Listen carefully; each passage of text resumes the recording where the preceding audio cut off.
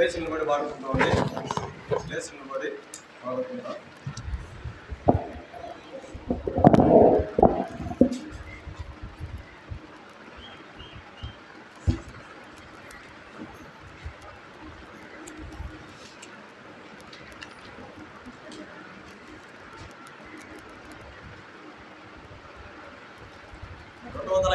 పాట సంఖ్య 227 చరణం 1, 2 చివరిది 1, 2, 4, 5 1, 2, 4, 5 మూడో చరణం తప్ప అన్ని వాడుకుంటాం. నే స్తుతించెదను యేసునామము. నే స్తుతించెదను యేసునామమును, భజించెదను క్రీస్తు నామమును. స్తుతికి యేసే యోగ్యుడని నిత్యం నిత్యం నే స్తుతించెదను. నే స్తుతించెదను యేసు నామమును, భజించెదను క్రీస్తు నామమును. స్తుతికి యేసే యోగ్యుడని నిత్యం నిత్యం నే స్తుతించెదను. ఆ ప్రభు కృప ప్రేమ కనికరముల్ వర్ణింపనెవ్వరికి తరమౌనా. ఆ ప్రభు కృప ప్రేమ కనికరముల్ వర్ణింపనెవ్వరికి తరమౌనా. పాపిని నన్ను రక్షించుటకై చూపెను ప్రేమన పారముగా. పాపిని నన్ను రక్షించుటకై పెను ప్రేమన పారముగా. నే స్తుతించెదను యేసు నామమును, భజించెదను క్రీస్తు నామమును. స్తుతికి యేసే యోగ్యుడని నిత్యం నిత్యం నే స్తుతించెదను. పాపములన్నీయు బాపుటకై, శాపములన్నీయు మాపుటకై, పాపములన్నీయు బాపుటకై, శాపములన్నీయు మాపుటకై. ఏ పాపమేలుగని ఆ పవనుడు శాపగ్రహి అయి చావందెను. ఏ పాపమేలుగని ఆ పవనుడు శాపగ్రహి అయి చావందెను. నే స్తుతించెదను యేసు నామమును, భజించెదను క్రీస్తు నామమును. స్తుతికి యేసే యోగ్యుడని నిత్యం నిత్యం నే స్తుతించెదను. ఏనాలేని ప్రేమతో కౌగలించెను, ఎంచాలేని మేలతో నన్ను నింపెను. ఏనాలేని ప్రేమతో కౌగలించెను, ఎంచాలేని మేలతో నన్ను నింపెను. బాహుడు మహిమా ప్రధానుడు మహిమాతో వచ్చును మేఘముపై. బాహుడు మహిమా ప్రధానుడు మహిమాతో వచ్చును మేఘముపై. నే స్తుతించెదను యేసు నామమును, భజించెదను క్రీస్తు నామమును స్తుతికి యేసే యోగ్యుడని నిత్యం నిత్యం నే స్తుతించెదను రాజాదిరాజు ప్రభు యేసే దేవాది దేవుడు మన యేసే రాజాదిరాజు ప్రభు యేసే దేవాది దేవుడు మన యేసే పరమందు దూతలు ఇహమందు నరులు పాడుడి ప్రభునకు హల్లెలూయా పరమందు దూతలు ఇహమందు నరులు పాడుడి ప్రభునకు హల్లెలూయా నే స్తుతించెదను యేసు నామమును భజించెదను క్రీస్తు నామమును స్తుతికి యేసే యోగ్యుడని నిత్యం నిత్యం నే స్తుతించెదను యేసు నామమును భజించెదను క్రీస్తు నామమును స్తుతికి యేసే యోగ్యుడని నిత్యం నిత్యం నే స్తుతించెదను. దయచేసి కూర్చుంటామండి.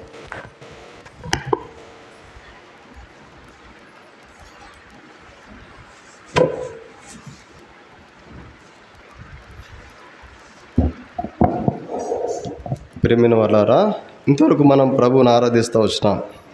మనం ధన్యులము. పరలోక రాజ్యంలో కోటాను కోట్ల దూతలు కూడా ఆరాధిస్తున్నారు. అయితే వారు యొక్క ఆరాధన యందు ప్రభువుకు సంతోషం లేదు. కేవలము మన ఆరాధన యందే ప్రభువుకు సంతోషం. ఎందుకంటే ప్రభు మన కొరకు ప్రాణాన్ని సిలువలో ఖరీదనంగా చెల్లించినాడు. ఆరాధన వర్తమానంలో మనం ఒక మాట జ్ఞాపకం చేసుకున్నాం. యెరూషలేము నుంచి ఎరుకోకపోతా ఉన్నాడు. ఆ వ్యక్తి దొంగల చేతిలో చిక్కినాడు. కానీ మనల్ని ప్రభు శాపగ్రస్తమైన లోకంలో నుంచి, శాపగ్రస్తమైన పాప శాపముల నుంచి విడిపించి యెరూషలేమైనటువంటి ఆయన ఇంటికి మనల్ని నడిపించినాడు. కాబట్టి మనం ఎంతో ధన్యులం. ఆయన ఇంటికి దగ్గరగా ఉంటే ఏమవుతుంది, ఆ దేవుని ఇంటికి దూరంగా ఉంటే ఏమవుతుంది, ఈ యొక్క విషయాన్ని మనం జ్ఞాపకం చేసుకుంటాం. ఈ యొక్క మధ్యాహ్న కాల సమయంలో దేవుని ఇంటికి, దేవుని యొక్క వాక్యానికి మన హృదయం దగ్గరగా ఉంటే ఏమవుతుంది, దేవుని ఇంటికి, దేవుని యొక్క వాక్యానికి మన హృదయం దూరంగా ఉంటే ఏమైపోతుంది, అనగా విధేయత ఉంటే ఏమవుతుంది, అవిధేయత ఉంటే ఏమైపోతుంది. కొన్ని విషయాలు జ్ఞాపకం చేసుకుంటాం. బల్లలో మన కొరకు ప్రభు బల్లలో ఉంది. ఆ యొక్క ప్రభువైన యేసుక్రీస్తు వారి యొక్క రక్తానికి, శరీరానికి సాదృశ్యం బల్ల ఉంది. ఆ బల్లలో పాలు పొందబోయే మునుపు మనము కొన్ని నిమిషాలు దేవుని యొక్క వాక్యాన్ని జ్ఞాపకం చేసుకుంటాం. ఇర్మియా గ్రంథము 4వ అధ్యాయము 4వ వచనాన్ని దయచేసి అందరం కలిసి చదువుకుంటామండి. Page number 630. ఇర్మియా గ్రంథము 4వ అధ్యాయం 4వ వచనం, 630 పేజీ నెంబర్. అందరం కలిసి చదువుకుంటామండి. అవిధేయులై ఉండుట మానుకొని మీ దుష్టక్రియలను బట్టి ఎవడనూ ఆర్పివేయలేనంతగా నా ఉగ్రత అగ్నివలే కాల్చకుండానట్లు యూదావారులారా, యెరూషలేము నివాసులారా, యెహోవాకు లోబడి ఉండి ప్రార్థన చేసుకుంటాం.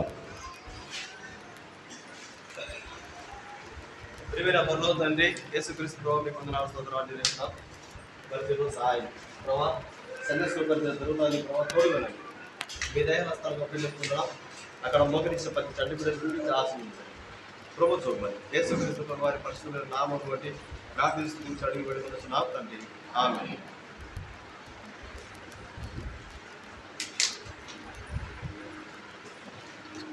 ప్రియమైన వాళ్ళారా, ఇర్మియా గ్రంథము 4వ అధ్యాయం 4వ వచనంలో మనం చదువుకున్న మాటలో ఒక్క మాట మనం జ్ఞాపకం చేసుకుంటాం.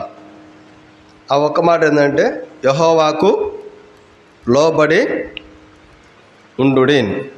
అనగా దేవునికి యొక్క వాక్యానికి విధేయత కలిగి ఉంటే మనకెంత ఆశీర్వాదము అంటే, మరి ఒక ఉపమానాన్ని యేసుక్రీస్తు ప్రభువారు చెప్పినాడు.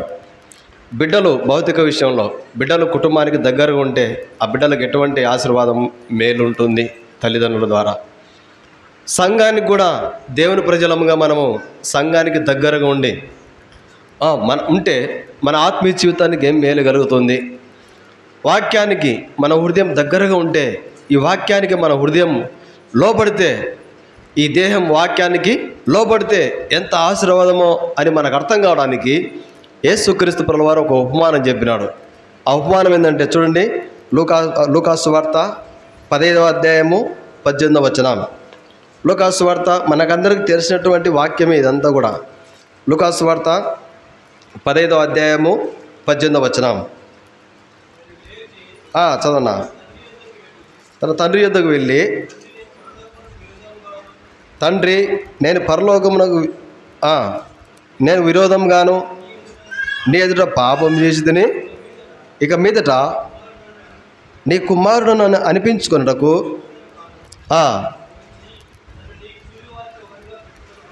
అని చెప్పుదనుకొని లేచి తన తండ్రి యొద్దకు. ఈ మాట మన జ్ఞాపకం చేసుకుంటే, తండ్రి దగ్గర ఉన్నంత వరకు తండ్రి విలువ అర్థం కావడం లేదు ఎవరికి? కుమారునికి. తన ఇంట్లో ఉన్నంత వరకు ఇంటి విలువ అర్థం కావడం లేదు ఎవరికి? కుమారునికి.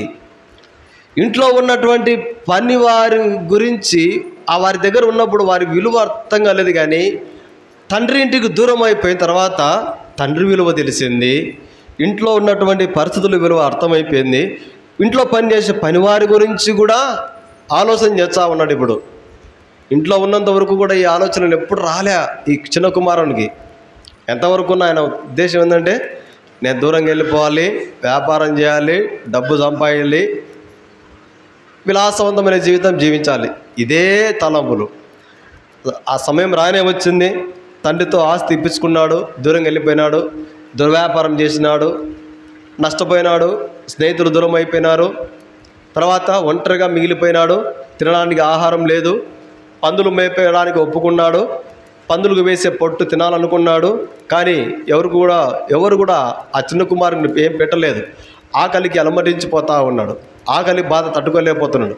అప్పుడు గుర్తుకొచ్చింది. ఎప్పుడు గుర్తుకొచ్చిందంటే, తండ్రిలో ఆకలితో పేగులు కాలిపోతున్నప్పుడు తండ్రి గుర్తుకొచ్చినాడు, తండ్రి ఇండ్లు గుర్తుకొచ్చింది, తండ్రి ఇంట్లో పనిచేసే పనివారు గుర్తుకొచ్చినారు. అప్పుడు పనివారి గురించి ఆలోచన చేస్తూ ఉన్నాడు. నా తండ్రి దగ్గర పనిచేసే కూలి వాళ్లకు సమృద్ధిగా 3 పూటలు అన్నం తింటారు వాళ్ళు అని ఒక తీర్మానంలోకి వచ్చినాడు.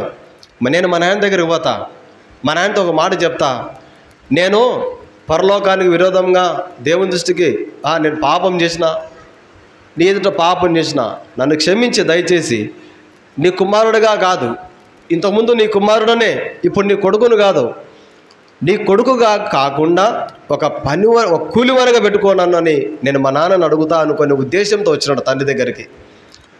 ఈ ఆలోచన చాలాసార్లు మన జీవితంలో వచ్చి ఉంటుంది. దేవుని యొక్క వాక్యానికి నేను దగ్గరగా ఉండింటే ఎంత బాగుండేది, దేవుని యొక్క ఇంటికి నేను దగ్గరగా ఉంటే ఎంతో బాగుంటుంది. కొన్నిసార్లు మనకు అనిపించింది, ఈ లోకంలో ఒక దొంగ యేసుపాదన్న చిన్నగూరులో పాట నేర్పించాడు పిల్లలకు. ఏం పాట ఉన్నది? దొంగ సాతానుడు వచ్చాడంట మన దగ్గరికి, చెవులకు ఒక వింత చూపుతాడంట.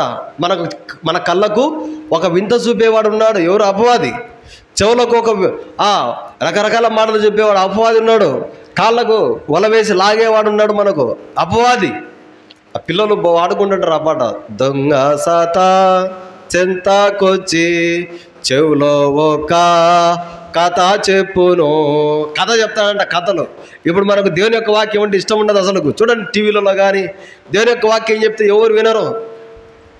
కాకెమ్మ కథలు, పిట్ట కథలు, బుర్ర కథలు చెప్తే 4 గంటలు కానీ వినడానికి ఇష్టం ఉంటుంది, వాక్యం చెప్తే వినడానికి ఇష్టం ఉండదు. ఈ దొంగ సాతాను చెవులకు కథ చెప్తాడు, కళ్ళకు వింత చూపుతాడు, కాళ్ళకు ఒక వల వేస్తాడు. ఈ సాతానుడు మనల్ని మోసపుస్తూ ఉంటాడు. ఏం కాదులే బాగుంటే ఏమవుతుంది. ఈ ఆదివారం అనగానే మనకు గుర్తుకొచ్చేది ఏంటంటే, మన పనులన్నీ గుర్తుకొచ్చాయి. సోమవారం నుంచి శనివారం వరకు ఏ పనులు గుర్తుకు రావు మనకు. ఆదివారం రాగానే మన పనులు చేసుకోవడానికి ఈ దినం దేవుడు నియమించాడని మనం అనుకుంటాం. చాలాసార్లు అదే మన ఆత్మీయ జీవితంలో నష్టపోయేది. దేవునికి దగ్గరగా ఉంటే ఏం విలువ ఉంటుంది, ఏం ఘనత ఉంటుందంటే ఇప్పుడు జ్ఞాపకం చేసుకుంటాం. ఇప్పుడు ఈ తండ్రి ఇల్లు దేవుని ఇల్లు అనుకుంటే చిన్న కుమారుడు దేవుని ఇంటికి దూరంగా ఉన్నాడు. ఆకలితో అలమటించిపోతున్నాడు. ప్రేమించి వారు దూరం అయిపోయినారు. ఒంటరిగా ఉన్నాడు. బట్టలన్నీ మాసిపోయినాయి, ఎంటకలన్నీ పెరిగినాయి, కాళ్ళకు చెప్పులు లేవు. పోయేటప్పుడు దర్జాగా వెళ్ళిపోయినాడు, వచ్చేటప్పుడు చెప్పులు లేవు, ఏమి లేవు. మాసిపోయిన బట్టలతో వచ్చినాడు, మురికి బట్టలతో వచ్చినాడు. పోయేటప్పుడు మంచి మంచి ఉంగరాలు చేతులతో పోయినాడు, వచ్చేటప్పుడు ఏం లేవు. ఉత్త మనిషి ఉన్నాడు. అర్థమైంది ప్రేమిని వల్లరా? దేవునింటికి దగ్గరగా ఉన్నంత వరకు మనకు ఆత్మీయంగా మనల్ని వాక్యం చేత మనల్ని అలంకరిస్తాడు ప్రభు. తన వాక్యం చేత ఆ మంగళవారం సంఘ ప్రార్థన ద్వారా, గురువారం బైబిల్ స్టడీ ద్వారా, శుక్రవారం ఉపవాస ప్రార్థన ద్వారా, తర్వాత ఆదివారం పరిచర్య ద్వారా, ఎంతో మన కుటుంబ ప్రార్థన ద్వారా, వ్యక్తిగత ప్రార్థన ద్వారా మన హృదయాన్ని, మన ఆత్మీయ జీవితాన్ని రకరకాల ఆత్మీయ అలంకారాలతో, రకరకాల వాక్యాలతో మన హృదయాన్ని అలంకరించుతాడు ప్రభు. ఇప్పుడు ఆ తండ్రి ఇంటికి ఎప్పుడైతే దూరంగా పోయినాడో ఒట్టి మనిషి ఉన్నాడు. బట్టలన్నీ ఏం మాసిపోయిన మురికిగా ఉన్నాడు. ఇప్పుడు మా నాన్న దగ్గరికి నేను పోతా, ఒక కొడుకుగా కాదు, ఒక మాట అడుక్కుంటా మా నాయనను. ఏమని? నీ కూలి వాళ్ళలో ఒకరిగా నేను ఉంటాను నాయన, నన్ను పెట్టుకుంటావా అని అడుగుతా. మా నాయన పెట్టుకుంటాడో లేదో నాకు తెలియదు, మా నాయన ఒప్పుకుంటాడో లేదో నాకు తెలియదు, అడుగుతా. ప్రియమైన వాళ్ళారా, వచ్చినాడు తన దగ్గరికి. చూడండి ఏం జరిగింది, చూడండి ప్రియమైన వాళ్ళారా. 20వ వచనం, లూకా సువార్త 15:20. వాడు ఇంకా దూరంగా ఉన్నప్పుడు తండ్రి వారిని చూచి కనికరపడి పరిగెత్తి వాని మీద పడి ముద్దు పెట్టుకునేను. అసలుకి చిన్న కుమారు అసలు ఊహించున్నాడు. సగం ఆస్తినంతా పాడు చేసినాడు, సగం ఆస్తినంతా కూడా దుర్వ్యాపారం చేసి ఖర్చు చేసి పాడు చేసుకున్నాడు. ఒకవేళ మంచి వ్యాపారం చేసి ఇంటికి వచ్చే తండ్రి గౌరవిస్తాడు. రే సంపాదించు, రారా రారా రారా. పాడు చేస్తున్నాడు, అయిపోయి చేసినాడు. ఎంతో బాధాకరమైన పరిస్థితులు. తండ్రి ప్రేమ చూసిన తర్వాత కుమారుడు ఏడ్చింటాడు. నేను అనుకుంటున్నా, ఇంత నష్టం చేసినప్పటికీ మా తండ్రి మెడ మీద పడి ముద్దు పెట్టుకోవడమా, నన్న కౌగులించుకోవడమా, ఏంది అసలు విచిత్రమైన పరిస్థితి. అక్కడ దేవుని ప్రేమ ఏందో ఈ తండ్రి ప్రేమలో మనం చూడగలుగుతా ఉన్నాం. మనం ఎన్నిసార్లు దేవుని యొక్క వాక్యాన్ని విడిచిపెట్టి, ఎన్నిసార్లు దేవుని యొక్క వాక్యానికి అవిధేయత చూపి, ఎన్నిసార్లు హృదయంలో దేవుని యొక్క వాక్యానికి చోటు ఇవ్వక మన తలంపుల ప్రకారం నడుచుకుంటా పోతా ఉంటే దేవుడు కనికరించి తన వాక్యం చేత మనల్ని కౌగిలించుకుంటా ఉన్నాడు. తన వాక్యం చేత మనల్ని ముచ్చటిస్తూ ఉన్నాడు ప్రతిదినము. ఇదేంటంటే తండ్రి ప్రేమ ఇక్కడ కనపడుతుంది. దేవుని ప్రేమ ఎంతో గొప్పది. మెడ మీద పన్నాడు, ముద్దు పెట్టుకున్నాడు, పన్నులను పిలిచినాడు. రే బట్టలు మార్చండి, చెప్పులు తొడిగించండి, ఉంగరాలు పెట్టండి, ప్రేమ ఉంది చేసుకుందాం, సంతోషపడదాం అని చెప్తున్నాడు. ఇప్పుడు ఘనత వచ్చింది కుమారునికి. తండ్రి ఇంటికి దూరంగా ఉన్నంత వరకు ఏ ఘనత లేదు ఎవరికి? కుమారునికి. తండ్రి ఇంటికి దూరంగా ఉన్నంత వరకు ఏ విలువ లేదు కుమారునికి. పరాదేశంలో ఉన్నాడు, ఎవరు కూడా ప్రేమించేవారు లేరు, ఆదరించేవారు లేరు, ఆశ్రయం కల్పించేవారు లేరు, దరికి చేసుకునేవారు లేరు, ఒక పూట కడుపు నిండా అన్నం పెట్టేవారు లేరు చిన్న కుమారునికి. తండ్రి ఇంటికి దూరంగా ఉన్నంత వరకు ఉన్నటువంటి పరిస్థితులు ఇవి కుమారుని జీవితంలో. తండ్రి ఇంటిని గుర్తుకొచ్చింది. తండ్రి ఇంటికి వచ్చిన తర్వాత విలువ, అసలు ఎంత విలువ వచ్చిందంటే చూడండి. తన స్థానం తనకు వచ్చింది, తన స్థానము తనకు వచ్చింది. తండ్రి ఇంటికి దగ్గర ఉన్నంత వరకు వచ్చిన తర్వాత పనివాడుగా అనుకున్నాడు, కానీ కుమారుడుగానే తండ్రి భావిస్తూ ఉన్నాడు. మన పరలోకపు తండ్రి అయిన యేసుక్రీస్తు ప్రభువారు ఎప్పుడైనా మన గురించి ఒకటే తలంపు, నా కుమారుడు నా కుమార్తె, వారి కొరకు నేను ప్రాణాన్ని ఇచ్చిన, నేను వారిని ఎప్పుడు త్రోసివేయను, నేను వారిని ఎప్పుడు త్రోసిపుచ్చను, నేను వారిని ఎప్పుడు కూడా వెలువేయను. వారు నా బిడ్డలు. తప్పిపోతున్నారా? సమకూర్చుకుంటా. పడిపోతున్నారా? లేవనెత్తుకుంటా. జారిపోతున్నారా? నా బలిష్టమైన చేతితో, నా కరుణ కలిగిన హస్తంతో పట్టుకుంటా వారిని. మనల్ని సమకూర్చేది ప్రభు అండి. ఈ బలంలో పాల్పొందుతున్న మనము చాలాసార్లు ఆ మెట్టుంది, ఈ నెట్టున్నాడు, ఆ ఇక్కట్టుంది, ఇక్కడుంది, చాలాసార్లు ఇది భౌతికంగా మనకు నష్టం కలిగించే తలంపులు. ఇవన్నీ కూడా సమకూర్చుకునేది ప్రభు, ఆశ్రయం ఇచ్చేది ప్రభు, ఆత్మీయంగా కట్టుకునేది ప్రభు. ప్రేమిన వల్ల జ్ఞాపకం చేసుకునే మాట ఏంటంటే, తండ్రి ఇంటికి ఎప్పుడైతే చిన్న కుమారుడు వచ్చినాడో తన జీవితం అంతా మారిపోయింది. ఇప్పుడు అర్థమైంది తండ్రి ప్రేమ ఏందో కుమారునికి. దేవుని యొక్క వాక్యంలో ఒక మాట ఉంది, తండ్రి ఇంటిని ఎప్పుడైతే గనపరిచినాడో, తండ్రికి ఎప్పుడైతే విలువ ఇచ్చినాడో, తండ్రిని ఎప్పుడైతే జ్ఞాపకం చేసుకున్నాడో, అప్పుడు ఆ కుమారునికి ఏమొచ్చిందండి? మొదటి విలువ వచ్చింది, ఘనత వచ్చింది. దేవుని యొక్క వాక్యంలో ఒక మాట ఉంది, 1 సమూయేలు గ్రంథము 1 సమూయేలు గ్రంథము 2వ అధ్యాయం 30వ వచనం. 1 సమూయేలు గ్రంథము 2వ అధ్యాయము 30వ వచనం చివరిలో ఉంది. 1 సమూయేలు గ్రంథము 2:30 చివరిలో, నన్ను గనపరచు వారిని నేను గనపరచుదును, నన్ను తృణీకరించు వారిని వారు ఏమవుతారంటే తృణీకారం పొందుదురు. తండ్రి ఏమన్నా తృణీకరించినాడా కుమారుని? ఏం తృణీకరించలే. రేయ్ ఏం రా, ఎప్పుడు ఏం పని చేయవు, ఏం అసలు ఆ మాటలు ఏమి చెప్పలేదు. పెద్ద కుమారుడు మంచి శ్రద్ధ కలిగిన వాడు, ఎప్పుడు పని మీద శ్రద్ధ కలిగినవాడు. ఎట్లా మనం అర్థం చేసుకోవచ్చు అంటే, ఆ వాయిద్యాలు విందు జరుగుతున్నప్పుడు బయట నుంచి వచ్చినాడు, ఏం జరుగుతుంది ఇంట్లో అని అంటే, అప్పుడు అన్నాడు తండ్రితో అన్నాడు పెద్ద కుమారుడు, నేను నీతో పాటు నీ సంవత్సరాల నుంచి ఉన్నాను, నీతో పాటు కలిసి ఉన్నాను, నీతో పాటు పని చేస్తున్నాను అన్నట్టుగా మాట్లాడినాడు. అంటే అర్థం ఏంటంటే, పెద్ద కుమారుడు కొంచెం కుటుంబం పట్ల తండ్రితో పాటు కలిసి పని చేయాలని తలంపులు కలిగిన వాడు పెద్ద కుమారుడు. ఈ ఆస్తినంతా పాడు చేసిన ఈ చిన్న కుమారునికి అంటే సోమరుడు, ఎవడు చిన్నోడు, విలాసాలకు అలవాటు పడినాడు. ఈ మన భారతదేశంలో వచ్చిన దరిద్రం ఏంటంటే, ఒక 4-5 మంది కుటుంబం ఉన్నారనుకోండి, ఇద్దరే పని చేసేది, 3 కూర్చొని తింటా ఉంటారు. ఇది మన భారతదేశంలో దరిద్రం. ఇది విదేశాల్లో పెద్దోళ్ళం కాగానే విడిచిపెడతారంట తల్లిదండ్రులు, నీ కాళ్ళ మీద నువ్వు చదువు నిలబడు, పని చేసుకో, నువ్వేమైనా సంపాదించుకొని. అయితే మన దేశంలో ఏంటంటే ఎంత సోమరిపోతనం అంటే, కళ్ళ ఎదుట ఇంట్లో వాళ్ళు పని చేస్తా ఉంటారు, చూచా ఉంటారు, 3 పూట్ల కడుపు తింటారు సమృద్ధిగా. పని చేసే వాళ్ళకన్నా సహకరిస్తారంటే అది సహకరించరు, పని చేసే వాళ్ళకన్నా సహకరిస్తారంటే అది సహకరించరు. ఈ కుటుంబాల్లో వచ్చిన దరిద్రం ఇది. కొన్ని భర్త పని చేస్తున్నాడు, భార్య సహకరిస్తే ఏమైపోతుంది? సుచా ఉంటుంది. సరే భార్య పని చేసి భర్త సహకరిస్తే ఏమైపోతుంది? సుచా ఉంటాడు. తల్లిదండ్రులు కష్టపడుతున్నారు, పిల్లలు సహకరిస్తే ఏమైపోతుంది? సహకరించే పరిస్థితులు కనిపించవు. చాలాసార్లు ఎవరు అరుదుగా ఉంటారు ఒకరికొకరు సహకరించుకొని కలిసి ముందుకు పోయే పరిస్థితులు. ప్రేమిన వల్లరా ఇక్కడ చిన్న కుమారుడు కూడా అంతాడు, సోమరితనం ఉంది అతనిలో ఏముందండి? నిర్లక్ష్య స్వభావం ఉంది, తండ్రి విలువ తెలియనివాడు. అతని హృదయంలో ఏముందండి? అతని జీవితం ఏంటంటే అశ్రద్ధ కలిగిన వాడు. ఒక విషయంలో చెప్పాలంటే శ్రద్ధ లేదు తండ్రి పట్ల కానీ, పనివారి పట్ల కానీ, కుటుంబం పట్ల కానీ. ఇది నా ఆస్తి, ఇది నా సొమ్ము, నేను పాడు చేసుకుంటే ఎట్లా, నష్టం చేసుకుంటే ఎట్లా అనేటువంటి తలంపులు ఏం లేవు చిన్న కుమారుడు. పోయినాడు మంచి వ్యాపారం లేవా లోకంలో అండి? లోకంలో మంచి వ్యాపారం లేవా? ఈ దుర్వ్యాపారం లేకపోవాలా, దుర్వ్యాపారం చేయాలన్నా. ఇదేంటంటే తక్కువ సమయంలో ఎక్కువ సంపాదించుకోవచ్చు అంతే. తక్కువ సమయంలో తక్కువ కాలంలో ఎక్కువ సంపాదించుకోవచ్చు. ఇది అక్రమమైన త్రోవలు ఇవన్నీ. ఏమన్నా సంపాదించుకున్నాడు అండి? ఏం సంపాదించుకోలేదు, ఉన్నది పోగొట్టుకున్నాడు, తినడానికి పోగొట్టుకున్నాడు, ఏం లేదు.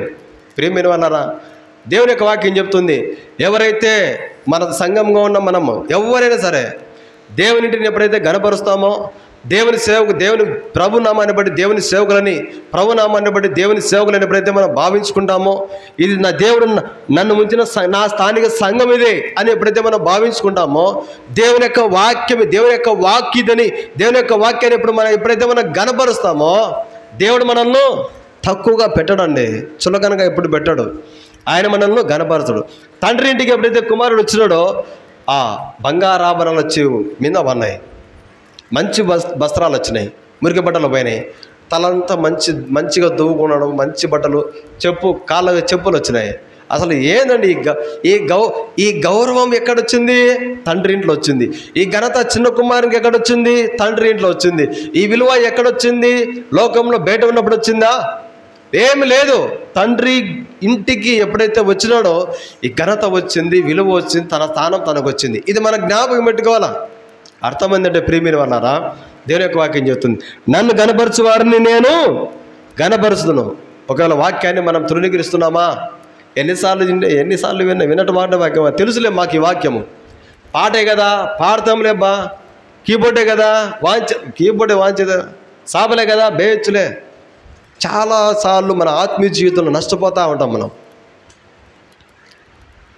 మనకు ఎన్ని వచ్చినా ఎన్ని తెలిసినా మన జీవితంలో దేవుని యొక్క వాక్యాన్ని మనం గణపరిచేటువంటి వారంగా ఎప్పుడైతే ఉంటామో అప్పుడే మనము దేవుడు మనల్ని గణపరుస్తాడు. ప్రభు మనుషులు కాదండి గణపరిచేది మనల్ని, దేవుడే గణపరుస్తాడు మనల్ని. దేవుడే ఈ దేవుని యొక్క వాక్యాన్ని మనం కుటుంబంతో పిల్లలతో కూర్చొని కుటుంబ ప్రార్థనలో కుటుంబ వాక్యం చదువుకుంటే మన బిడ్డలను దేవుడు గణపరుస్తాడు.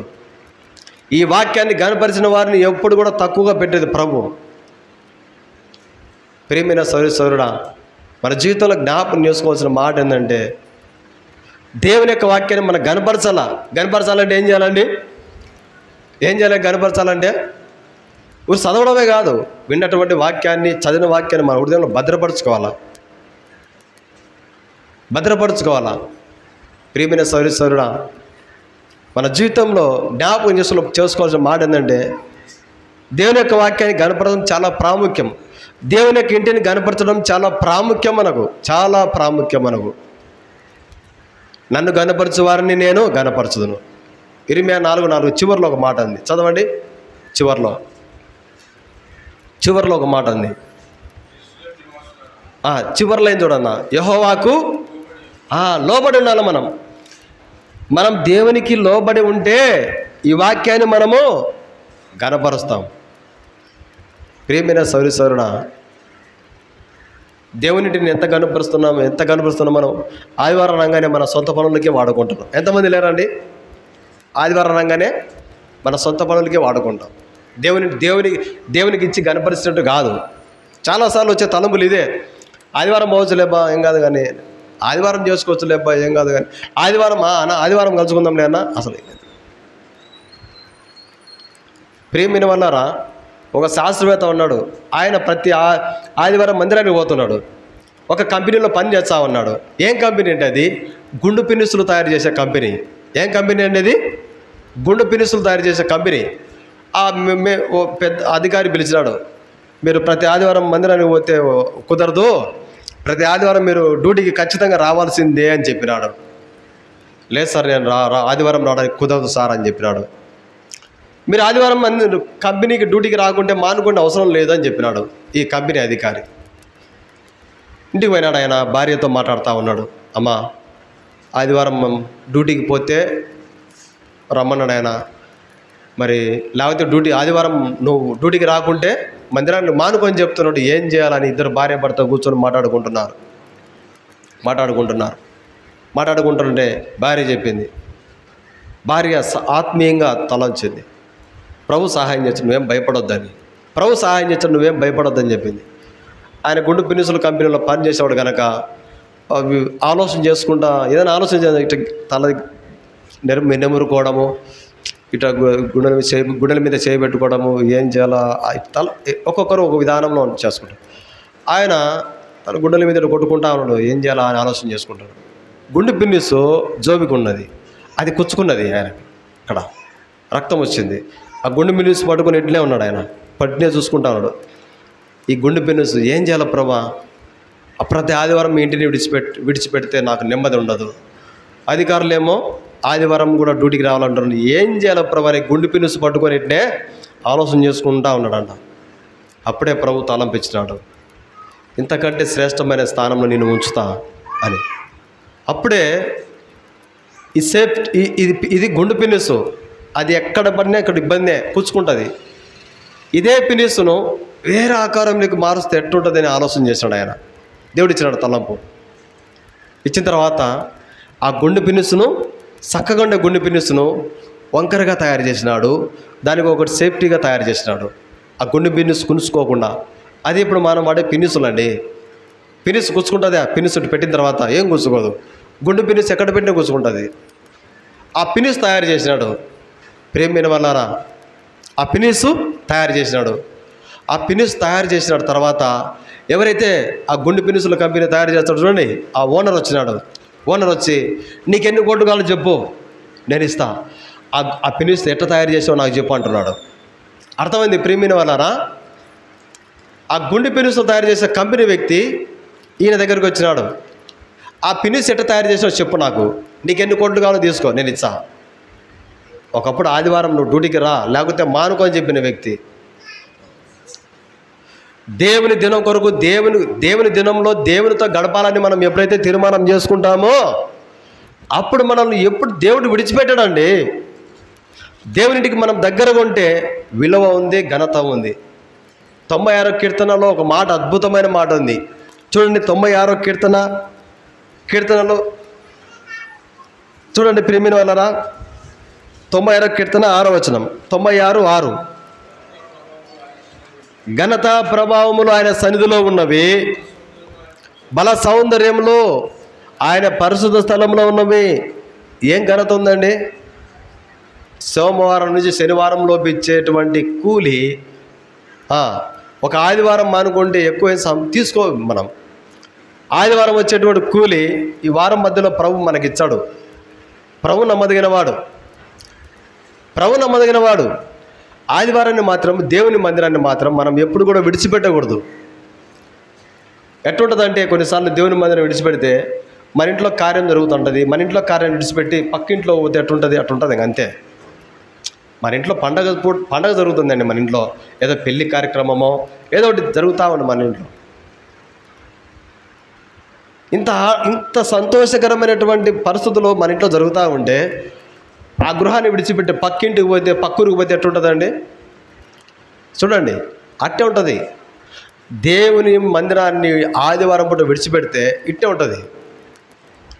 సంతోషమంతా కోల్పోతాం, దేవుని యొక్క ఆదరణ అంతా కోల్పోతాం, దేవుడిచ్చే వర్ధిల్లే విధానాన్నంతా కోల్పోతాం మన స్థానిక సంఘాన్ని విడిచిపెట్టుకుంటే.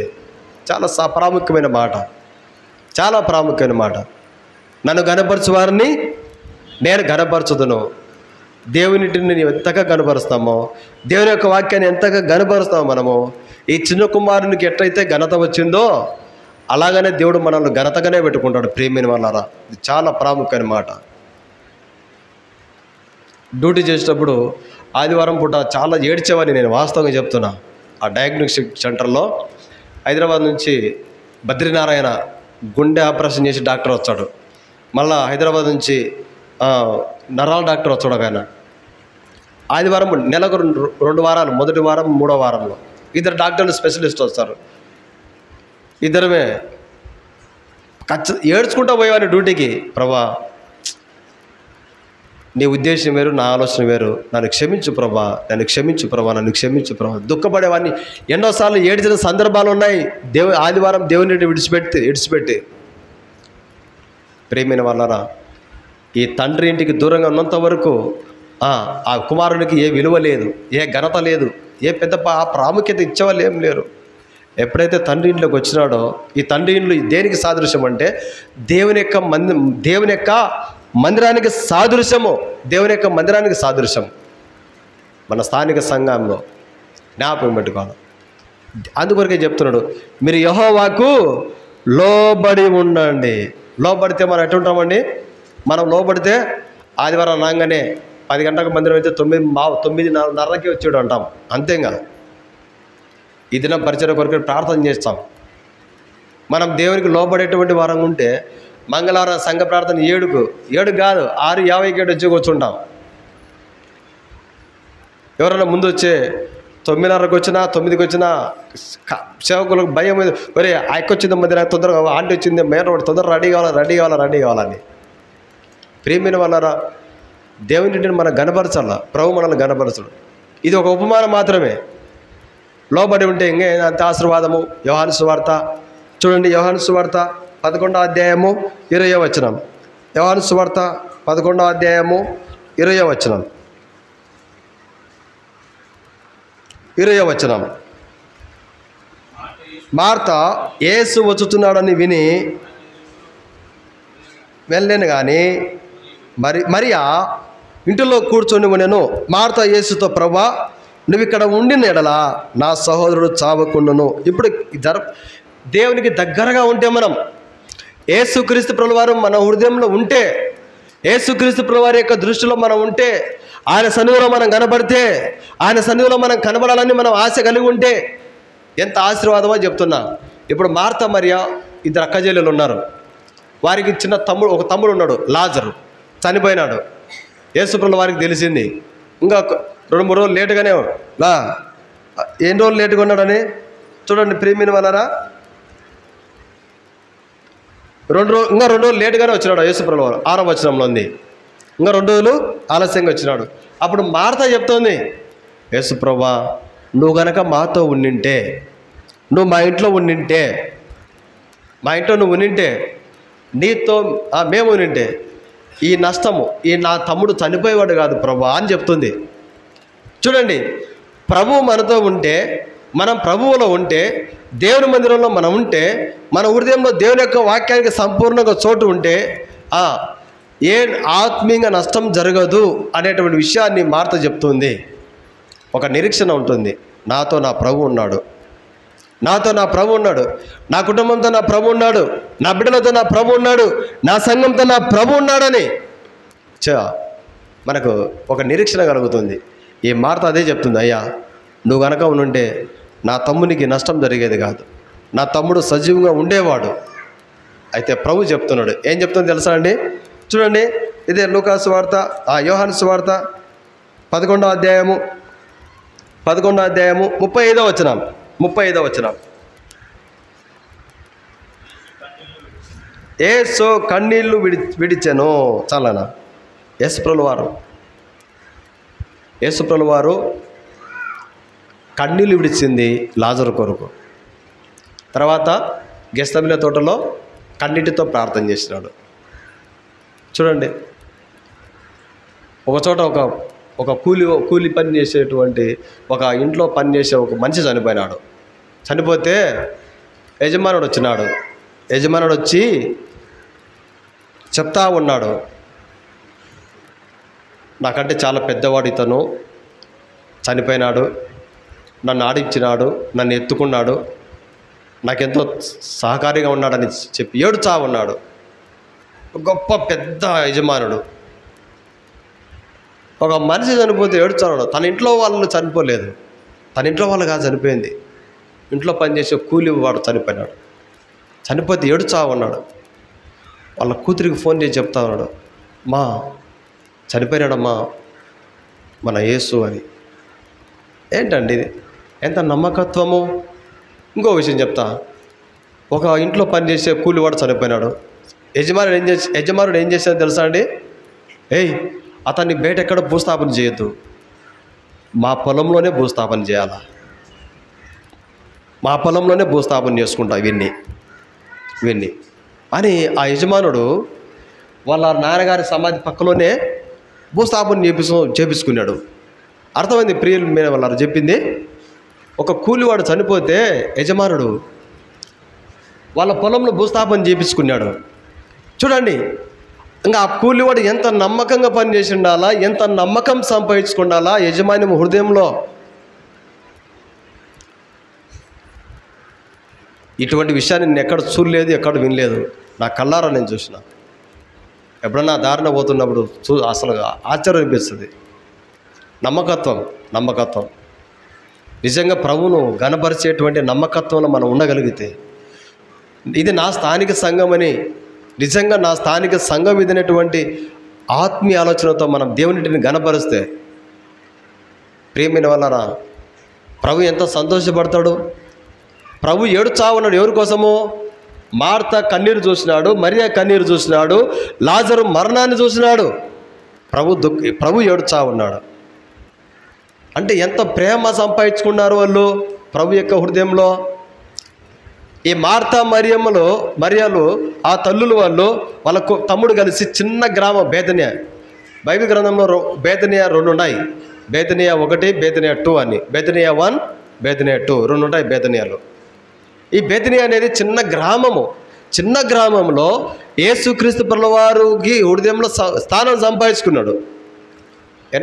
మాటికి ప్రభు అక్కడ పోయినప్పుడల్లా వాళ్ళ ఇంటికి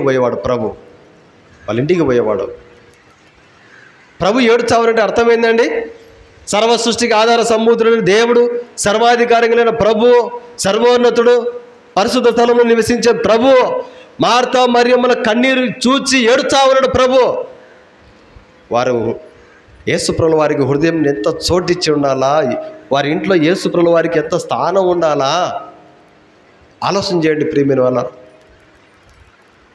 ఈ దినాల్లో యేసుప్రభుల వారు వాక్య రూపంలోనే ఉన్నాడు. మనకి చిన్న కష్టం కలిగిన, చిన్న బాధ కలిగిన మొట్టమొదటిగా బాధపడేది మన ప్రభువే.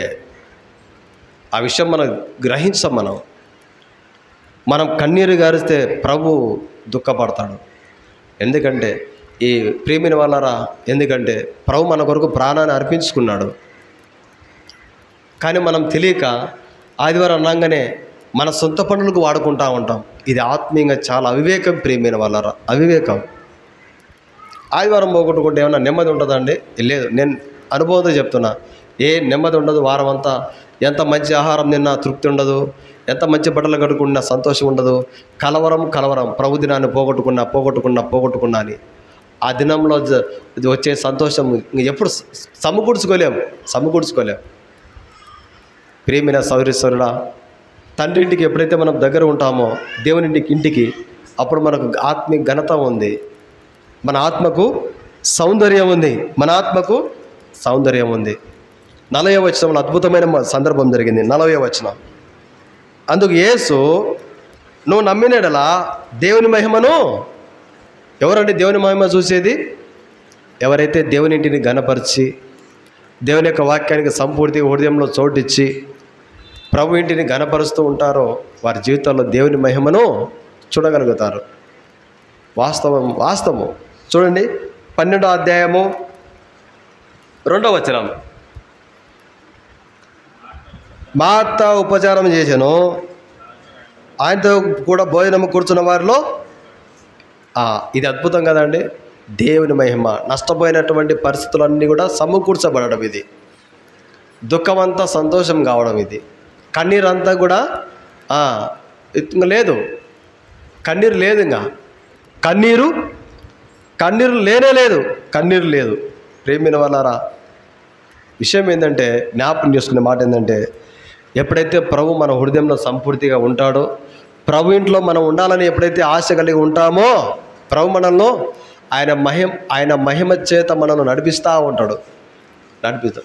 అక్కడ కింది వచనంలో ఏముందంటే, ఆ ఇండ్లంతా కూడా అత్తరవాసనతో నిండింది, ఒక సువాసనగా ఉంది.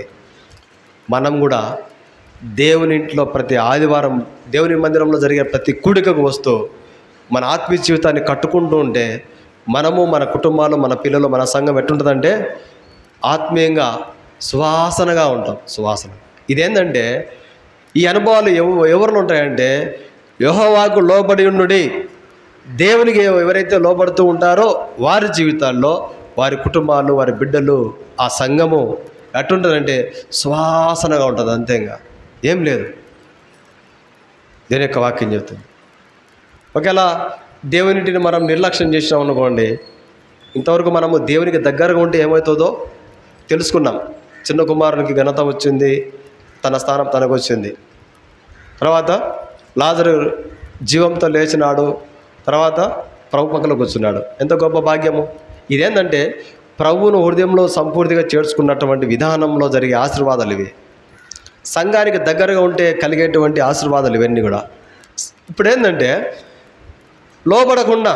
వాక్యానికి లోబడకుండా, తెలిసిన వాక్యం లేబ్బా, ఆదివారం కదా మళ్ళీ వారం పోవచ్చులే, మంగళవారమా మళ్ళీ మంగళవారం పోవచ్చులే, గురువారమా మళ్ళీ గురువారం పోవచ్చులే, ఇట్లా. ఇదేంటంటే నిర్లక్ష్య స్వభావం. ఇదేంటంటే అశ్రద్ధ స్వభావము. అశ్రద్ధ, నిర్లక్ష్యము ఎంత నష్టం తెలుసా అండి? ఎంత నష్టం అంటే చూడండి ప్రేమైన వాళ్ళారా, దేని యొక్క వాక్యం చెప్తుంది. 1 పేతురు రాసిన పత్రిక 3:20, 1 పేతురు 3వ అధ్యాయము 20వ వచనం, 1 పేతురు 3వ అధ్యాయం 20వ వచనం, 3వ అధ్యాయము 20వ వచనం. పూర్వము నోవాహు దినములలో ఓడ సిద్ధపరచుచుండగా అవిధేయుల వారి యొద్దకు, అనగా చెరలో ఉన్న ఆత్మల యొద్దకు ఆయన ఆత్మరూపిగానే వెళ్ళి వారికి సువార్త ప్రకటించెను. అవిధేయత చూడండి, అవిధేయత ద్వారా వచ్చే నష్టము, అశ్రద్ధ ద్వారా వచ్చే నష్టము, నిర్లక్ష్యం ద్వారా వచ్చే నష్టం ఏంటంటే ఇక్కడ జ్ఞాపకం చేసుకున్నాం. నోవాహు ఓడ కడతా ఉన్నాడు. ఒకవైపు నోవాహు చెప్తాడు, అయ్యా జలప్రలయం వచ్చదయ్యా, మీరు మనుషులు మార్చుకోండి, మీ అలవాట్లు మార్చుకోండి, కొంచెం దేవుని దృష్టికి అనుకూలంగా ఉండన్నయ్యా అని చెప్తున్నాడు. అదే సమయంలో దేవుడే స్వయంగా పోయి సువార్త చేస్తున్నాడు వారికి. ఆయన కూడా వాళ్ళు ఏం మార్చబడలే. ఈ నోవా గారికి పని లేదేం లేదు, ఎప్పుడు ఓడ ఓడ ఓడ అంటాడు. ఏంద్ర వీళ్ళు వాళ్ళ కుటుంబం అంతే కదండి. సమాజంలో మనల్ని కూడా ఏదో వాళ్ళు ఎప్పుడు దేవుడు ప్రార్థన ప్రార్థన ప్రార్థన, మందిరం మందిరం మందిరం అంటారు. ఏంది వీళ్ళు అటు. నోవాహును కూడా అనింటారు బహుశా. నోవాహు సువార్త చెప్పినా వినలే, దేవుడే స్వయంగా సువార్త చెప్పినా వినలే. వాళ్ళు ఎట్టున్నారంటే చూడండి, లూకా సువార్త 17:27. నిర్లక్ష్యము, అశ్రద్ధ, సోమర్థనము ఎంత నష్టం కలగజేస్తుందో జ్ఞాపకం చేసుకుంటున్నాం మనం. లూకా 17:27.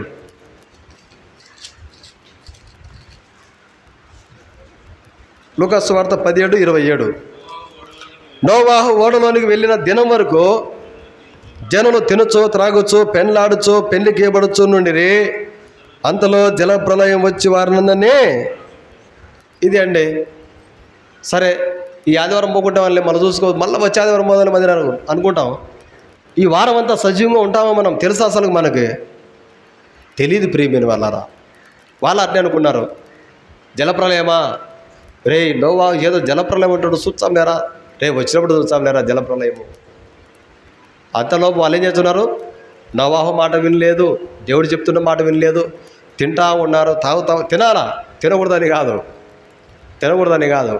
అంటే విలాసవంతమైన జీవితము, దేవుడిచ్చినటువంటి ఆశీర్వాదాన్ని వ్యర్థమైన వాటికి ఖర్చు పెట్టడం. చాలాసార్లు తెలియక కొన్ని విషయాలు చెప్పే విషయం ఏంటంటే, ధనవంతులు దేవుని యొక్క రాజ్యానికి పోరు, వారసులు కారని వాక్యం ఉంది అని చెప్తుంటారు. అది పొరపాటు. విషయం ఏంటంటే, ఎటువంటి ధనవంతులు నా పరలోక రాజ్యానికి పోరంటే దేవుడిచ్చినటువంటి ఆశీర్వాదాన్ని లోకంలో వ్యర్థమైన వాటికి, ఇది దేవునికి మహిమకరంగా వాడబడుతుందా లేదా, ఇది నా కుటుంబానికి వాడబడుతుందా లేదా, నా భర్తకు నా భార్యకు ఏమైనా ప్రయోజనం ఉందా లేదా, నా పిల్లలకి ఏమైనా మేలు ఉందా లేదా, ఇవన్నీ ఆలోచన చేయకుండా వ్యర్థమైన వాటికి ఖర్చు పెడుతున్నారు. చూడండి, వ్యర్థమైన వాటికి. అటువంటి ధనవంతులు పాతాళంలో ఉంటారు, అందులో సందేహం లేదు. ప్రియమైన వాళ్ళారా, నోవాహు చెప్తున్నా వినలేదు, దేవుడు చెప్తున్నా వినలేదు. మనసులు మార్చుకోండి అని. ఏం మారలేదు. వాళ్ళు తాగే వాళ్ళు తాగుతూ ఉన్నారు, పెళ్లి చేసుకుంటున్నారు, పెళ్లికి ఇచ్చా ఉన్నారు, చిందులు ఎత్తా ఉన్నారు. ఇండ్లను కాటుచు పెళ్లికి ఇచ్చుచు, నారును నాటుచు త్రాగుచు తినుచు. ఇండ్లను కాటుచు పెళ్లికి ఇచ్చుచు, నారును నాటుచు త్రాగుచు తినుచు. జగములో జనులు దిగులు లేనప్పుడు, దిగులు లేకుండా చూడండి. యేసుప్రభువు మన అబ్బల కాలం నుంచి చెప్తున్నాడు, వచ్చాడు ఏడొచ్చాలేరా, ఏడొచ్చాలి. ఉండేప్పుడు తినేటప్పుడు తినాలా, తాగేటప్పుడు తాగాలా. ఏమంటారంటే నేను విన్నా, తమలపాకులు ఎందుకు పుట్టించినాడు దేవుడు, మరి ఈత చెట్టు ఎందుకు పుట్టించినాడు దేవుడు? ఈ తలంపులు చూడండి, తలంపులు. ప్రియమైన వాళ్ళారా, దేవుని యొక్క వాక్యానికి అవిధేయత మనం చూపినాం అనుకోండి, దేవుని యొక్క వాక్యానికి మనం విధేయత చూపకుండా నిర్లక్ష్యం చూపినాం అనుకోండి, జలప్రలయం వచ్చి అందరినీ ముంచేసింది. ఓ దినాన మనం కూడా అగ్నిగుండంలో ఉంటాం, అందులో సందేహం లేదు. మన భూమి మీద జీవించినంత కాలము ఎవరు మనల్ని ఆపరు, ఎవరు కూడా మనల్ని అడ్డు చెప్పరు, ఎవరు అడ్డు చెప్పరు. ఎందుకు లేరా ఈమెతో తలకాయ నొప్పి, ఎందుకు లేరా ఈమెతో తలనొప్పి, అది సైక్ అంటారు, సుచ్చా ఉంటారు అంతే. ఓ దినాన దేవుడు మనకు ప్రతిఫలం ఇస్తాడు. భూమి మీద మనం దేవుని విషయంలో ఎంత నిర్లక్ష్యంగా ఉన్నామో, భూమి మీద దేవుని విషయంలో, దేవుని యొక్క వాక్య విషయంలో, దేవుని మందిరం విషయంలో ఎంత అశ్రద్ధ కలిగి ఉన్నామో ఇప్పుడు అర్థం కాదు మనకు. వారు కూడా అంతే. నోవాహు కాలంలో యేసుప్రభు దేవుడు సువార్త చెప్తున్నా వినలేదు, నోవాహు చెప్తున్నా వినలేదు. ఒక దినానే జలప్రలయం వచ్చే ముందు రోజు కూడా మారు మనసు పొందుంటే వాళ్ళు రక్షించబడేవాళ్ళు. అది కూడా లేదు వారి జీవితాల్లో. అంటే అర్థం ఏంటంటే, జీవితం అంతా వాత వేయబడిన మనస్సాక్షి అంతేగా. దేవుని యొక్క వాక్యం ఈ విధంగా ఉంది, మనం ఈ విధంగా చేసుకుంటే బాగుంటుంది కదా, దేవుని యొక్క వాక్యం ఈ విధంగా చెప్తుంది, ఈ విధంగా ముందుకు పోతే బాగుంటుంది కదా, ఇది దేవుని ఆదివారం దేవుని మందిరంలో గడిపితే మంచిది కదా. ఇటువంటి తలంపులు మనకు ఎంతో ఆశీర్వాదం కలగజేస్తాయి. ఈ ప్రజలు నిర్లక్ష్యము, అశ్రద్ధ దేవుని యొక్క వాక్య విషయంలో, దేవుని యొక్క సువార్త విషయంలో అశ్రద్ధ అనేది చాలా ఆత్మీయంగా నష్టం కలగజేస్తుంది. చూడండి, రోమా 5:19. రోమా అవిధేయత ఏం కలగజేస్తుంది మనకంటే, రోమా 5:19 చదవండి అన్న. రోమా 5:19. ఏలైనగా ఒక మనిషిని అవిధేయత వలన అనేకులు చాలనయ్య. అవిధేయత ఏం చేస్తుందండి? పాపాన్ని కలగజేస్తుంది. జాగ్రత్తగా ఉండాలి మనం, జాగ్రత్తగా ఉండాలి మనం. వాక్యంలో ఉన్నట్టుగా మనం జీవిస్తే చాలా సంతోషం, మనకు చాలా సంతోషం, ఎంతో నెమ్మది ఉంటుంది, సమాధానం ఉంటుంది, ఆదరణ ఉంటుంది. అవిధేయత ఏం చేస్తుందంటే మనల్ని పాపానికి దగ్గరికి తీసుకుపోతుంది. అవిధేయతనే ఒక పాపం. ఒక అవిధేయత వల్ల ఆదాము అవ్వలు వారి అవ్వ ఆశపడి వారి దూతల్లాగా అయిపోతాం మేమని ఏదో ఆమె తలంచింది, పండు తిని మళ్ళీ ఆదాము కూడా ఇచ్చేసింది. ఆదాము చెప్పినాడు, ఎవరు తినమన్నారు, అసలు మీరు చెప్పింది ఎవరంటే ఏదో నువ్వు ఇచ్చిన అవనే అంటే, ఆదామేమో అవ్వ మీద సాగు చెప్పి తప్పించుకుంటున్నాడు, అవ్వేమో సాతాను చేతుల్లో మోసపోయింది. చూడండి, చాలాసార్లు మనం మోసపోతాం. ఇప్పుడు మనం ఎవరు మోసం చేయడం లేదు, మనకు మనమే మోసపుచ్చుకుంటున్నాము అనే సత్యాన్ని ఇప్పుడు మనం గ్రహించుకోవాలా. ఎవరన్నా మన బలవంతం లాగుతారా? ఆదివారం పోకుంటే వాళ్ళరా రారా. ఒకప్పుడు ఉండేవాళ్ళు, ఈ రామ్మ అయితే రమ్మ మళ్ళా వారం మొదలు రమ్మని. ఇప్పుడు మనం స్వతంత్రులుగా ఉన్నాం. ఇప్పుడు మనం స్వతంత్రులుగా ఉన్నాం. మనం ప్రభు ఇంటికి ఆదివారం సమయానికి రావచ్చు, అది మంగళవారం సంఘ ప్రార్థనలు రావచ్చు, గురువారం బైబిల్కి రావచ్చు, సేవకులతో పాటు పల్లెల పరిచయకు రావచ్చు, ఎప్పుడు ఖాళీ గంటప్పుడు మందిరంలోకి వచ్చి ప్రార్థన చేసుకోవచ్చు. స్వాతంత్రంగా ఉన్నాం మనం. కుటుంబాల్లో మన వారు సహకరిస్తున్నారు. చూడండి, మనకు మనమే మోసపోతూ ఉంటాం అంతే. ఇంకా కొన్నిసార్లు భర్త చెప్తా ఉన్నాడు, ఆదివారం కదా మందిరం కదా ఏం కాదులే అమ్మా పోదాం అంటే, వచ్చేవారం మోసలేయా ఏం కాదు అట చెప్పే తల్లులు కూడా ఉన్నారు. అవిధేయత అనేది ఏం చేస్తుందంటే మనల్ని దేవుని దృష్టికి పాపం చేసేటట్టు చేస్తుంది. నిర్లక్ష్యము, అశ్రద్ధ, అవిధేయత. చూడండి, 2వ దినవృత్తాంతంలో 29:11 అందుకొరకు ఒక వాక్యం ఉంది. హిజ్కియా రాజు ఒక మాట చెప్తున్నాడు. 2వ దినవృత్తాంతంలో 29:11 నా కుమారులారా, తనకు పరిచారకులై ఉండి చదవన్నా, తన సన్నిధిని నిలుచుటకును తనకు పరిచయం చేయటకును ఏర్పరచుకున్నాను కనుక అశ్రద్ధ చేయకూడే. చూడండి, ఒక రాజు చెప్తున్నాడు ఆ రాజ్యంలో ఉన్న వారితో, కొంతమంది బిడ్డలతో, దేవుడు మిమ్మల్ని ఏర్పరచుకున్నాడయ్యా, నిర్లక్ష్యం చేయొద్దు మీరు, అశ్రద్ధ చేయొద్దు మీరు అని చెప్తున్నాడు. అశ్రద్ధ, నిర్లక్ష్యము, సోమర్తనము ఇవన్నీ మనల్ని దేవునికి విరోధంగా తయారు చేస్తాయి. ఇర్మియా గ్రంథంలో ఇంకో మాట ఉంది. ఇర్మియా గ్రంథము 48:10 చదవండి ప్రియమైన వాళ్ళారా. ఇర్మియా 48:10 ఇర్మియా 48:10 యెహోవా కార్యములను అశ్రద్ధగా చేయవాడు ఏంటన్నాడే, దేవుని దినాన్ని, దేవుని సమయాన్ని, దేవుని యొక్క వాక్యాన్ని, దేవుని యొక్క పనిని ఎప్పుడు కూడా మనము నిర్లక్ష్యం చేయకూడదు, అశ్రద్ధ చేయకూడదు. ఒకవేళ అశ్రద్ధ చేసినా, నిర్లక్ష్యం చేసినా ఆత్మీయంగా నష్టపోతాం మనం, అంతే. ఆత్మీయంగా ఎంతో నష్టపోతాం. సామెతల గ్రంథము 10వ అధ్యాయము 4వ వచనంలో చూడండి. సామెతలు 10వ అధ్యాయము 4వ వచనం చూడండి ప్రియమైన వాళ్ళారా. సామెతలు 10:4 బద్ధకంగా పనిచేయవాడు దరిద్రుడగును, శ్రద్ధ గలవాడు చలన. శ్రద్ధ ఉంటే ఏమవుతుందండి? ఐశ్వర్యం వస్తుంది. బద్ధకం చేసుకోవచ్చులే ఈ పని, మళ్ళీ వేసుకోవచ్చులే ఈ పని, ఏమవుతుంది? ఇదేంటంటే బద్ధకం. ఈ బద్ధకం వలన దరిద్రం వచ్చి కూర్చుంటుంది. దరిద్రం యానుంచి రాదు. మనలో బద్ధకం ఉందనుకోండి, మనలో అశ్రద్ధ ఉందనుకోండి, మనలో సోమర్థనం ఉందనుకోండి, దరిద్రం ఆండే పుడుతుంది. ఇప్పుడు చాలామంది ఎయిడ్స్ వ్యాధి అంటే చాలామంది ఎయిడ్స్ వ్యాధులు ఉన్నాయి లోకంలో. ఎయిడ్స్ వ్యాధి అంటే ఏదో పాపం చేయడం ద్వారా అక్రమ సంబంధం ద్వారా వచ్చింది కాదు.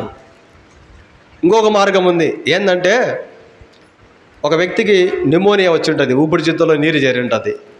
ఆ న్యూమోనియా వచ్చిందంటే టీబీ మందులు వాడాలా, 6 నెలలు వాడాలా.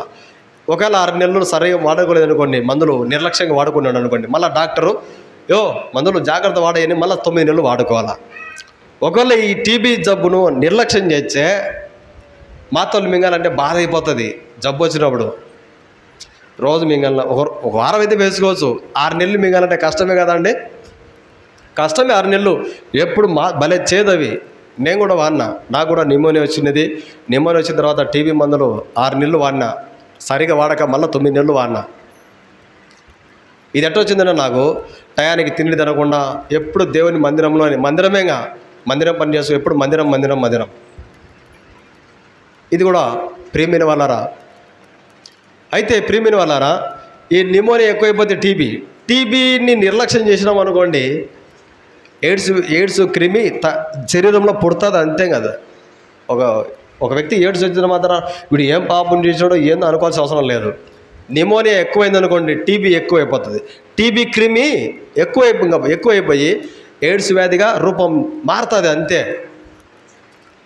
అర్థమైంది ప్రియమైన వాళ్ళారా. నిర్లక్ష్యం చేయకూడదు. జబ్బుని ఎప్పుడు నిర్లక్ష్యం చేయకూడదు, రోగాన్ని ఎప్పుడు నిర్లక్ష్యం చేయకూడదు, కుటుంబాన్ని ఎప్పుడు నిర్లక్ష్యం చేయకూడదు. ఆ నిర్లక్ష్యము, సోమర్థనము, బద్ధకము ఏం చేస్తుందంటే మనల్ని దరిద్రులుగా చేసి పెడుతుంది.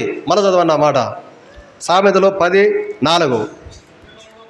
బద్ధకంగా ఏంటండి, భర్త ఇంటికి వచ్చినాడు ఎక్కడో బయటల్లా తిరిగి ప్రయాసపడి సమాజంలో మాట్లాడి పని చేసేజుండు.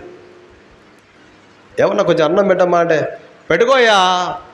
ఎంతమంది లేరండి లోకంలో, అడని పెట్టుకోలేవు. అసలు భర్తకి ఎట్టుంటుంది అంటే ఇంకా కోపం. పగలంతా పిల్లలతో కుటుంబంతో భార్య పని చేసుకుంటూ ఉంటుంది. భర్త వచ్చి అది ఎందుకు ఎందుకంటే అలా తీసుకో అందుకోయ్యా. పగలంతా భార్య పని చేస్తుంది, పగలంతా భర్త. ఇద్దరు కష్టపడుతున్నారు. భర్త అడిగినప్పుడు భార్య అడిగినప్పుడు భర్త సహకరించుకుంటే ఏం లేదాడా. అర్థమైంది ప్రియమైన వాళ్ళారా. బద్ధకం. బయటికి పోయి వచ్చినట్టు తిరిగి అయ్యా నీళ్ళు అవుతావయ్యా, తీసుకోయా. ఏమన్నా అమ్మ టవల్ అందుకో, తీసుకోయా. తింటాలే పెట్టుకుంటాలే చేసుకుంటాలే. ఇవన్నీ తలంపులు ఏంటంటే దరిద్రులంగా చేసే తలంపులు ఇవన్నీ. ఏంటండి దరిద్రులుగా చేసే తలంపులు ఇవన్నీ. ఈ భౌతిక సంబంధమని ఆత్మ సంబంధంగా చెప్తున్నా. దేవుని యొక్క వాక్యం మనతో మాట్లాడుతున్నప్పుడు అయ్యో దేవుడు నాతో ఈ విధంగా మాట్లాడుతున్నాడని మనం కనుక మన హృదయంలో సరి చేసుకోకుంటే, దేవుని మందిరాన్ని మనం ప్రతి ఆదివారము దేవునిలో కనబడకుండా, దేవుని మందిరంలో జరిగే కార్యాలు మనకు కనబడకుండా నిర్లక్ష్యం చేసి అశ్రద్ధ చేసి సోమర్థంతో మనం ఉంటే ఆత్మీయంగా మనం శాపగ్రస్తులమైపోతాము. అందులో సందేహం లేదు. పెద్ద రాజులు, హిజ్కియా రాజు అండి, చిన్న సామాన్యమైన వ్యక్తి కాదు. మన మాదిరి చీకట్లో లేచి ప్రజల దగ్గరికి పోయి సేవకుల దగ్గరికి పోయి లేపుకుంటున్నాడు రాజు. రండయ్యా దేవుని మందిరానికి వాక్యం చదివి వినిపించండి అని. రాజుకి ఎన్ని పనులు ఉంటాయండి? ఎన్నో పనులు ఉంటాయి. అన్ని పనులు మనకు లేవు. ఏదో పగలు పని చేసుకుంటాం, రాత్రి సమయం వచ్చినప్పుడు దేవునింటికి వస్తాం, అంతే కదా అండి. మన ఆత్మీయ జీవితం నిర్లక్ష్యం అనేది, అశ్రద్ధ, సోమర్థనము ఆత్మీయంగా దరిద్రులను చేసి పెడుతుంది మనకు. బద్ధకంగా పనిచేయవాడు దరిద్రుడగును, శ్రద్ధగా పనిచేయవాడు ఐశ్వర్యము. ఏ ఐశ్వర్యం అండి? పరలోకమే మనకు ఐశ్వర్యము. పరలోకంలో బంగారు వీధులు కలిగిన పట్టణమే మనకు ఐశ్వర్యము. ఈ ఐశ్వర్యాన్ని లోకంలో ఎవ్వరు వేరు చేయలేరు. ఎప్పుడో ప్రభు ఇంటిని గనపరిచేంత వరకు, ఉన్నంత వరకు, దేవుని యొక్క వాక్యానికి నమ్మకంగా మనం బ్రతికినంత వరకు ఈ పరలోకం అనే ఐశ్వర్యాన్ని మన హృదయం నుంచి ఎవరు తీసేయలేరు.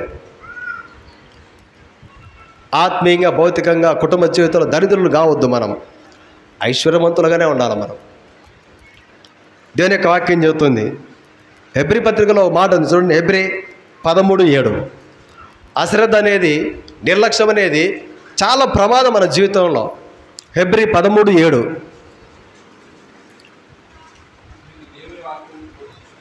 చదవన్నా. మీ పైన నాయకులు ఉన్న వారిని జ్ఞాపకం చేసుకొని వారి ప్రవర్తన పరమును శ్రద్ధగా తలంచుకొని చాలనయ్య. అది చెప్తున్న మాట ఏంటంటే, మనకంటే ముందు దినాల్లో ఉంటారు ఆత్మీయంగా నడుచుకున్న వాళ్ళు, ఆత్మీయంగా సంఘం కొరకు ప్రయాసపడిన వాళ్ళు, ఆత్మీయంగా రోషం కలిగి దేవుని కొరకు బ్రతికిన వాళ్ళు. అటువంటి వారిని మనము శ్రద్ధగా తలంచుకోవాలా. ఈ దినాలు అట్లా లేదు. ఆత్మీయంగా ఉండాల్సిన వారిని జ్ఞాపకం చేసుకోకుండా ఆమె ఇటు చేస్తుంది, నేను చేసేమైపోతుంది, ఆయన ఇటు చేస్తున్నాడు కదా, నేను చేసేమైపోతుంది, పలాని సంఘంలో ఇటు చేసుకుంటారు కదా, మన సంఘంలో చేసేమైపోతుంది, ఈ దినాలంతా మార్పు వచ్చింది కదా, మారిపోయింది కదా. మన వరకు మనం ఆత్మీయంగా ఉండడానికి మన ప్రయాస, మన శ్రద్ధ లేదంటారా మనకు? ఎవరో నష్టపోతుంటే వారు నష్టపోతుంటే మనం నష్టపోదామా? చూడండి, జాగ్రత్తగా ఉండాలి మనం. మన ఆత్మీయ నాయకులు దావీదుడు భక్త సింగ్ అంకుల్ గారు కేవలము సంఘ క్షేమము, ఆత్మీయ క్షేమము, ఆత్మను వర్ధిల్లేది, ఈ వీటి కొరకు దావీదుడు ఎంతో ప్రయాసపడ్డాడు. ఇప్పుడు లోక సంబంధమైన కార్యాలే మందిరంలోకి వచ్చినాయి, లోక సంబంధమైన కార్యాలే మందిరంలోకి వచ్చినాయి. ప్రియమైన సౌరేశ్వరుడా, యొక్క మధ్యాహ్న కాల సమయంలో దేవుని యొక్క వాక్యం చెబుతుంది, నా కుమారులారా మీరు అశ్రద్ధ చేయవద్దు, మీరు లోబడి ఉండండి, లోబడి ఉండండి. అశ్రద్ధ, నిర్లక్ష్యము, సోమర్తనము చాలా నష్టం మనకు. తిమోతి గురించి పౌలు చెప్తున్నాడు.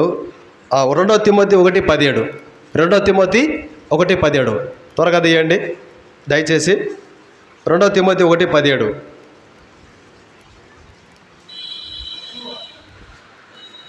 అతడు రోమాకు వచ్చినప్పుడు 2 తిమోతి 1:17 పేజీ నెంబర్ 194. అతడు రోమాకు వచ్చినప్పుడు సంఖ్యలను గురించి సిగ్గుపడగా శ్రద్ధగా నన్ను వెతికి కనుగొని అనేక పర్యాయములు ఆదరించెను. చూడండి ప్రియమైన తిమోతి గురించి పౌలు చెప్తున్నాడు. పౌలు గారు, నేను చెరసాల్లో ఉన్నాను, జైల్లో ఉన్నాడు. ఎవరు? పౌలు గారు ఎన్నోసార్లు వెతికినాడు. ఏ గదిలో ఉన్నాడు పౌలు? ఈ గదిలో ఉన్నాడా, ఆ గదిలో ఉన్నాడా, సంఖ్యలలో ఉన్నాడు. సువార్త చేస్తా ఉంటే, పరిచయం చేస్తా ఉంటే చెరసాల్లో వేసినారు. ఇప్పుడు పౌలు కోసం ఎవరు పోయినా కూడా వాళ్ళని కూడా చెరసాల్లో వేసే పరిస్థితులు ఆ దినాల్లో. భయపడలేదు తిమోతి భయపడలేదు. శ్రద్ధగా వెతికి అనేక సార్లు పరిచయం చేస్తూ ఉన్నాడు. శ్రద్ధగా వెతికేటువంటి మనసు మన గనక ఉంటే చాలా ధన్యులం మనం. దేవుని మందిరం ఇది, దేవుని మందిరం వస్తువులు ఇవి, దేవుని ప్రజలు వీరు దేవుని సేవకులు, వీరు దేవుని ప్రజలు. ఇటువంటి ఆత్మీయ ఆలోచనలు మనలో ఉండగలిగితే దేవుడు మనల్ని ఘనంగా ఉంచుతాడు. ఇది మనం వాస్తవం జ్ఞాపకం చేస్తున్న మాట. చిన్న కుమారుడు తండ్రి ఇంట్లోకి వచ్చిన తర్వాత ఘనత వచ్చింది. యేసుక్రీస్తు ప్రభువు వారు మార్త దగ్గరికి వచ్చిన తర్వాత దేవుని మహిమను చూడగలుగుతా వచ్చినారు. ఆ ఇల్లంతా సువాసనతో నింపబడింది. మనం దేవునికి దూరంగా ఉంటే మన బిడ్డలు కూడా దూరంగా ఉంటారు. మనం మందిరం ఇంట్లో ఒక ఆత్మీయంగా ఉండాల్సిన విధానంలో మనం ఉండకుంటే మన బిడ్డలు శరీరానుసారులై మనకు కన్నీరు, దుఃఖం వచ్చేటట్టు ప్రవర్తిస్తారు. అంతే. అందులో ఎవరిది తప్పు? మందే కదండి, మందే కదా, మందే. కొన్నిసార్లు లోకాన్ని మనమే పరిచయం చేస్తూ ఉంటాం పిల్లలకు. ఫ్యాషన్ బట్టలు, వస్త్రధారణ, పెదవులకు రంగులు, పెదవులకు ఏంటంటే రంగులు, ఉండే కనుబొమ్మలు తీసేసుకోవాలి కత్తెరతో, బ్లేడ్తో, ఏం లేకుండా. లోకంలో ఫ్యాషన్ విశ్వాసుల జీవితాల్లో చేరింది, ఇంకా అయిపోయేది ఏం లేదు. ఇంకా విమర్శించడం కాదు, కానీ మనం ఆత్మీయంగా ఉండగలిగితే మన బిడ్డల జీవితాల్లో రాబోయే తరం కూడా ఆత్మీయంగానే ఉండగలుగుతారండి. ఈ దినాన మనం సంఘంలో ఉన్నా అంటే అర్థమైంది ప్రియమైన వాళ్ళారా, రాబోయే తరానికి మాదిరికరంగా మనల్ని దేవుడు ఉంచినాడు. ఆ విషయం మన జ్ఞాపకం పెట్టుకోవాలా. వస్త్రాలు మరీ చూడడానికి అసహ్యకరంగా అయిపోయినాయి. వస్త్రధారణ విదేశాల్లో మాదిరి అయిపోయింది వస్త్రధారణ. యవనస్తులు కూడా అసలు చూడండి, ఈ మోకాళ్ళ పైకి తొడల కాడికి డైర్లు వేసుకొని తిరుగుతూ ఉంటారు రోడ్లంబడి. అసలు ఎంత సిగ్గు అసలు. దేవుడు మనకు మంచి బట్టలు ఇవ్వలేదా అండి? దేవుడికి మనకు మంచి బట్టలు ఇవ్వలేదా? అసలు ఎంత దేవుని బిడ్డలుగా అసలు ఈ లోకంలో చూడండి, మంచి వస్త్రాలు ఇచ్చినాడు దేవుడు. మంచిగా ప్యాంట్ వేసుకొని, షర్ట్ వేసుకొని అసలు ఎట్లా ఉంటుంది? ఏదో పని చేసినప్పుడు అంటే ఏం కాదండి. దేవుని బిడ్డలంగా మనం ఎట్టుండాలా? లోకం చేరింది, ఇంకా విశ్వాస జీవితంలో చేరింది. సంఘంలో కూడా లోక కార్యాలు, సినిమా పాటల మాదిరే పాటలు పెట్టి ఏమన్నంటే సండే స్కూల్ పరిచర్యల డీజే బాక్సులు పెట్టి సినిమా డ్యాన్సులు లేపిస్తున్నారు. లోకం చేరింది సంఘంలో. ఆ సంఘం రెడీ చేస్తున్నారన్నా, మన సంఘం రెడీ చేసుకుందాం, వాళ్ళు రెడీ చేస్తున్నారు, మనం చేసుకుందాం. ఇట్లా అయిపోయింది పరిస్థితులు. ఇది దేవుని మందిరాన్ని మనం ఘనపరిస్తే ప్రభు మనల్ని ఘనపరుస్తాడు. తిమోతి ఎంత శ్రద్ధగా వెతుకుతున్నాడు చూడండి పౌలు గారిని. దేవుని పరిచర్యను మనం వెతకాలా, దేవుని యొక్క వాక్యాన్ని మనం వెతుకుతూ ఆశతో హృదయంలో స్వీకరించాలా. మన బిడ్డలను దేవుని దగ్గరికి తెచ్చే విషయంలో శ్రద్ధ కలిగి ఉండాలా. మన సంఘాన్ని ఆత్మీయంగా కట్టుకునే విషయంలో శ్రద్ధ కలిగి ఉండాలా. మనము ప్రతి ఆదివారం దేవుని ఇంట్లో కనపడేటట్టు మనం శ్రద్ధ కలిగి ఉండగలిగితే దేవుడు నోవాహు కుటుంబాన్ని రక్షించినట్టుగా మనల్ని దేవుడు రక్షిస్తాడు. మనల్ని ప్రేమైన సౌరి సౌరులు మోకరించడం బలలో పాలు పొందుతాం. అశ్రద్ధ వద్దు, మనకు నిర్లక్ష్యం వద్దు. మన కుటుంబంలో భార్య భర్త ఒకరికొకరు నిర్లక్ష్యం వద్దు, అశ్రద్ధ వద్దు. పిల్లల విషయంలో నిర్లక్ష్యం వద్దు. సంఘ విషయంలో సేవకులైనా విశ్వాసులైనా ఎవరు విషయం నిర్లక్ష్యం అనేది క్షేమం కాదు. ఆత్మీయ జీవితంలో దేవుని యొక్క వాక్యం చెబుతుంది, యెహోవాకు లోబడి ఉండండి. చిన్న కుమారుని వలె దేవుడు మనల్ని ఘనంగా ఉంచాలని ఇష్టపడుతున్నాడు. మార్తా మరియల వలె దేవుని మహిమను చూడాలని మనందరినీ ప్రభు ఇష్టపడుతున్నాడు. మన సంఘాన్ని కూడా ప్రభు ఇష్టపడుతున్నాడు. దేవుని ప్రజలంగా, దేవుని బిడ్డలంగా మనం ఈ లోకంలో లోక మాలిన్యం మనకొద్దు, లోక సవాసం మనకొద్దు, లోకంలో ఉన్న వస్త్రధారణలు మనకొద్దు, లోకంలో ఉన్నటువంటి మాటలు, లోకంలో ఉన్న చీకటి మనకు సంబంధమే లేదు, వద్దు. ప్రభుతో సవాసం, ప్రభు కొరకే సాక్ష్యం కలిగి జీవిస్తాం. ప్రభు నామ మహిమార్థమై బ్రతుకుతాం ఈ లోకంలో. ప్రభు నమ్మదగిన వాడు. ప్రభు యొక్క రాకడ సమీపించింది. ప్రార్థన చేసుకుంటాం, బలలో పాలు పొందుతాం.